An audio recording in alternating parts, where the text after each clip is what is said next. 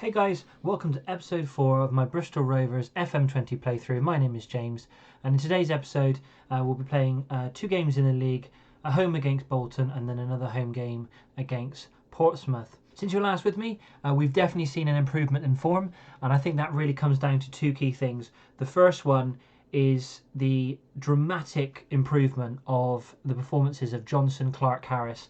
As you can see here, he's got 11 goals now for the season. He's got 7.37 average rating, highest rating of the club at the moment, and he's got 3 Player of the Match awards. If I actually go on to his form table, you can see he had a bit of a quiet start. He then started scoring a few goals here. Took a break in the last episode, as you can tell here. But since the change, and this is where we made the change, the game against Gillingham. So we made the change after the last episode, and we went to a gegenpress. Kept the same formation, but gone to a gegenpress. And since then, we've only lost 1 game, and that was away against Doncaster, who are currently pushing up near the top of the table. So in that period, we have doubled the amount of wins we've had for the season. We got our first away win against AFC Wimbledon, and we've generally seen an improvement in the morale of the squad. If I go onto the squad screen here, you can see we've got a lot more green in terms of the last 5 games that have been played, and we're really starting to build some momentum.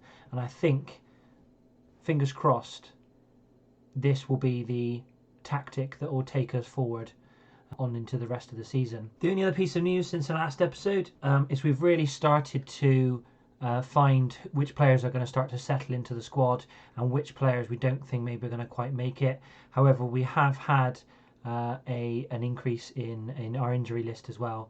So to start with, 2 players who may not be long for departure is Tony Craig. Tony Craig is actually currently our club captain. He was actually 3-star at the beginning of the season, has already dropped half a star. He was injured during pre-season a little bit. I think that's affected his physicals. His physicals are now dropping off a cliff, and he's not played well in the 7 games that he's played so far. And I think I don't think he's cut out for this level anymore. So we'll see what happens with him. But being a highly influential player, it may even be a team leader, I believe. If you go on the happiness thing, yes, team leader. So keeping him around maybe for the season might be beneficial, even if it's just mentoring some of the youngsters. The other player who may not be necessarily cut out for this is a Go-Go. He's only played 3 games and 4 from the bench. But already you can see he's starting to decline, even just at 29 years old. And he's 2.5 star, the same as Tony Craig. And so I feel, again, with a couple of youngsters having to come through, we've got players like Menyezi and a couple of others who are youngsters who can play in that defensive midfield role. So really and truly, maybe giving them the game time when Clarke is not playing, more of a beneficial long term than maybe having a Go-Go as the backup. I did mention injuries, so we've had 2 more injuries since the last episode. Rodman, even just, I think it was about a week ago, on the 14th of October, suffered a twisted ankle in training. He's now going to be out for 8 days to 3 weeks, so he's unlikely to feature in this episode. And finally, we've got Mark Little, who's actually going to be back tomorrow. He was out with a bruised ankle, which he received in the Doncaster Rovers match. He won't be in today's match, but he will be in the following match, which will be the second match of this episode. So in the first match of today's episode, we're going to be facing Bolton. They're currently pushing around in the relegation zone due to their points deduction at the start of the season. Coming into this, we're evens to win, especially with the good bit of form we've had quite recently. So hopefully we'll be able to take that into today's game. The team will be playing for today's game. There is going to be a couple of changes, obviously with Mark Little and with Rodman out. So we've got Jacola in goal, back 4 of Kingsley, Davis, Kilgore and Hare. We've then got Clarke, Sercombe and Upson in midfield, with Barrett, Ginley and Clarke-Harris making the front 3. Now, one thing I did notice just before I started recording is we did have a couple of tired legs in the squad. Ginley, who came in for Rodman, I didn't realise he was still set as playing for the reserves, and so he played He actually played 2 days ago, so he's unlikely to better play the full match. But the rest of the team should be good. So let's get into it. So it's a 7:45 kickoff, playing under the floodlights of Memorial Stadium. How do we want to approach this match? Do you know what? I think assertive. We're favourites for a reason. Let's go out and show them what we're made of. Because I really think if we can start building some momentum, I think it can really start to help us kind of beat some of these teams that are going to be struggling down the relegation zone, and really help us avoid that situation and push us to the upper reaches of the table. It would be nice to get a nice early goal if we can really try and calm the players down. Because the longer this goes on, the more nervous they'll probably get, especially with Bolton probably coming here really and truly to try and get a draw, or maybe even try and score the odd goal to nick a win. So 5 minutes to go before half time. Not had a single highlight yet. We've only had one shot on target each, and I think that is probably going to be the first half. Well, what a dull first half. 0-0 at half time, not even a single highlight in that first half. It could be worse. I suppose we could be losing. However, against a team like Bolton, who we'd expect to struggle this season, we want to be kind of asserting some dominance over them. So I'm saying I'm far from pleased. Send them out, hopefully with a little bit of fire in the belly in the second half, and we can try and kick on and get a goal. Here we go. First, so 54 minutes on the clock. First highlight of the game. Ginley with the ball out wide after the throw-in, taking it down the wing. Puts it straight across into Clark's path. Clark across to Circum, looking for looking to break through the defence. There we go. Go wide to Kingsley. Kingsley run down. Ben to Barrett. What a goal from Barrett! Brilliant play there. Switching it from one side to the other. Kingsley out wide, running back from full back, bringing the ball back rather than putting the cross in. Bringing the ball back to Barrett, and Barrett just smashes it into the top corner. Kingsley brings it back. Barrett on his right foot and smashes it into the top right hand corner. Fantastic goal, and that's really what we needed in this game, because the longer this went on, I think the more the nerves will start to kick in. And on the 60 minutes, I think what we will do as well is we'll start to look to make some substitutions soon, especially for Ginley, who is struggling a little bit with fitness and isn't really performing today. So we'll take Ginley off, bring on Zane Walker. He can play as winger on that right hand side. I think we'll leave that in terms of substitutions for the time being. Kingsley is now looking exhausted, but however, he is one of the better players in the team. I might ask them to get creative, try and get a little bit of boost there towards the end of the match. Final 10 minutes. We'll see if we can try and take Kingsley off. We have got Luke Leahy on the bench, so I'll bring him on. Do we want to make a final substitution? Do you know what? I'll take Harris off. We'll bring Phillips on for the last 10 minutes, give him a bit of a run around. He's played well when he's come off from the bench quite recently, and so I want to kind of keep him in the team as much as he can. He is only a youngster, but the more confident we can get him at the younger age, the quicker he's going to develop. 5 minutes to go. Hopefully this will be it now. I'll be happy with no more highlights if it means we walk away with a 1-0 win. Definitely not a conclusive win, but I think one that is right looking at the stats.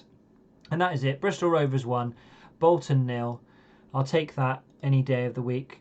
I will say that was a little bit of a let-off. We should have been beating Bolton by a higher margin than that. But 3 points is 3 points. Right, after that, let's see if we can go into the second match of today's episode and pick up a second win. Welcome back, guys. The second match of this episode. We are at home again at the Memorial Stadium, this time against playoff chasing Portsmouth. And this is going to be the team that we will be playing in this game. Unfortunately, injuries have struck again in between the two games. We are dropping like flies at the moment. We've had another midfield injury. Circum pulled an abdominal muscle in training. He's going to be out from 7 days to 2 weeks. And then in the last couple of days, we've had Ginley, who was out with a tight thigh and is going to be returning to fitness immediately, but is unavailable for this game. This means a couple of changes for today's game. Walker comes in on the right-hand side to start, and due to the number of midfielders we've got injured at the moment, Mignesi comes in for his first start in the defensive midfield role, which he's currently training. He's a centre-back, but I think he's got the ability to play in the hole between the two, with Agogo coming on to the bench. So the full team is Jacola in goal, back four Kingsley, Davis, Kilgore and the returning Mark Little from injury, Minyezi in defensive midfield, Clarke and Upson in central midfield, and then Barrett, Walker and Clarke-Harris make up the front three. Let's hope we can continue our form, minus the one away blip to Doncaster. It has been a very good vein of form for us at the moment. I'd like to continue that for the first half of the season, and hopefully give us a good position to be in for when we go into the busy Christmas period. I don't know, against Portsmouth, I don't think we should go out saying we'll be able to win comfortably. I think go out and do this for the fans, I think, is a good shout. We've had some decent averages attendances, around 8,000-9,000 so far this season. I think with a couple of wins we've had, hopefully that'll start to pick up again. So 6 minutes on the clock. First highlight: Walker collects the ball from a wayward defensive clearance.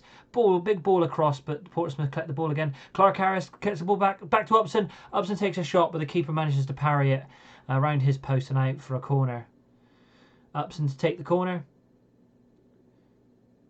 Big ball into the centre, but is headed out. Davis collects the ball. Barrett from range.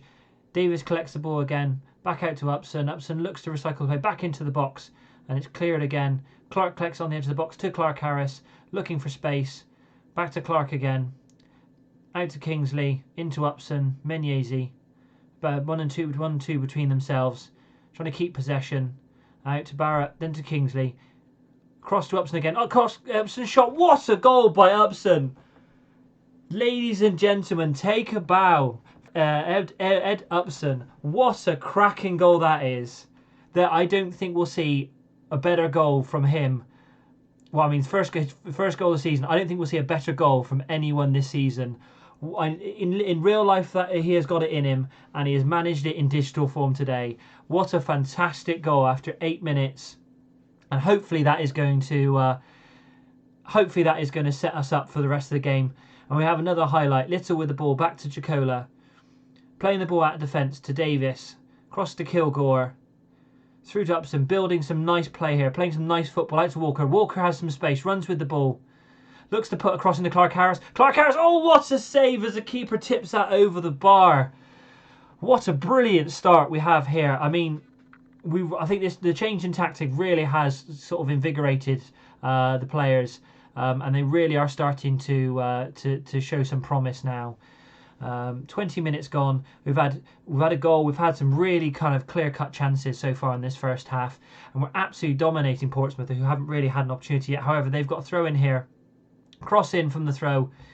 Cleared it out, but only cleared to their player Nair. Clarke collects the ball for the wayward pass through to Clarke-Harris. Counter-attack here. Clarke-Harris into the penalty area. Takes around the defender. Oh, and his shot is tame and goes wide. Right wide of the post. That was disappointing. After when he dropped onto his right foot, then I was hoping he was going to be able to slot that into the far corner, but unfortunately it was not to be. So 5 minutes before half time. Really good first half, really strong first half, but Portsmouth have a free kick here. Big ball into the box. Portsmouth player with a header, and it goes over. That could have been crushing before half time. Another free kick for Curtis though. Big ball into the box. Oh, and that's 2 chances in quick succession for Portsmouth there. 2 free headers in the penalty area, and we are lucky to go in, I think, at half time only 1-0 up. We could have quite easily gone 1 or even 2-1 down if both of those had not gone our way. So at half time, I think we'll have to guard against complacency. I think we played well in the first half, started to take our foot off the pedal, I think, coming into the last 5 minutes. Hopefully we'll be able to pick that up again in the second half, and we can push on for a second goal. 55 minutes gone in the second half, and we've got a couple of players who are not playing well today. Barrett and Clarke-Harris in particular are not playing well. What I might do is, before making a substitution, let's ask for a little bit of creativity. Let's try and give the players a little bit of inspiration. And we have a highlight here. Portsmouth goalkeeper with the ball, big ball forward, collected by Davis, but it's a wayward pass that goes to Pittman, to Naylor, to Close. And they're starting to pass around the ball, playing how we were in the first half. However, we are closing them down really well. Clarke-Harris has won the ball back there. Brilliant pressing there. Clarke-Harris pushing forward. 1-on-1 with the keeper. And there he is. Clarke-Harris for his 12th goal of the season. If this guy carries on the way he's going to be, I'm hoping he'll be able to get 25, even 30 goals this season if he carries on at this pace. Brilliant pressing there by Clarke-Harris, making the defender make the mistake, collect the ball forward, bounding forward, and then slots it past the keeper. What a fantastic goal by Clarke-Harris. Hopefully that is it for today with 67 minutes on the clock. A fantastic performance so far from the lads. And I will, however, make a couple of substitutions. Barrett has not played well today. We'll bring on Daly for him. It plays as a winger, so we'll switch him to a winger there. What else can we do? I think what I'll do is I'll take Menzies off. He's not played the best. We'll switch Agogo to the ball-winning midfielder, and then we will see how those two can affect the game and see if we can push forward for a third. 10 minutes on the clock, 80 minutes gone. We've actually limited to Portsmouth to only 1 shot on target so far this game. It's really, really good. I mean, we've had 25 shots in this game. The only concern there would be that we've only had 12 of them on target. It'd be interesting to see how many of those are clear-cut chances. But we really have played quite well. Coming to the last couple of minutes of extra time. And that is it. A very professional 2-0 win at home against Portsmouth. We've had a double win episode here. Absolutely brilliant. Very pleased with the performance. They've had a couple of lower performances, but overall everyone's played really well. Upson today, I mean, he started the game by scoring that screamer from outside of the penalty area, and I think that really did kind of help him push on into that match and really help control that midfield, which I think is shown in the stats. It's pushed us up to 11th as well. This is where we really want to kind of be, around 11th and 10th at the end of the season. If we're anywhere around here, I think I'll be happy with that, and that's really what the board are looking for. So anything above that is going to be a bonus. So next time will be it's actually going to be 1 or 2 matches. I think 1 match actually. Yes. We're going to go play the Rochdale game offline. The next match will actually be the first round of the FA Cup away at Peterborough. Be the first round of the FA Cup's always a fun day for league sides. And then in the second half of the match, I'm going to do the Leasing Trophy in the background, and then we will have a massive game against Sunderland, who are currently top of the table. I think this will be a big challenge, especially we managed to beat Portsmouth, who are in 8th. But we've lost to Doncaster, who are now up in 4th. So it'll be interesting to see if this form really can help us beat some of the big boys in the table. I think it'd be great if we can get some points against some of the bigger sides. I think that will really increase the comfort level when it comes to playing some of the lower sides in the league and really take the pressure off of those games. If you enjoyed that, please give the video a like. Subscribe to the channel if you want to see more FM20 videos, and make sure to press that bell so you can get notifications of new videos coming out every Monday, Wednesday and Friday. And thank you very much for watching.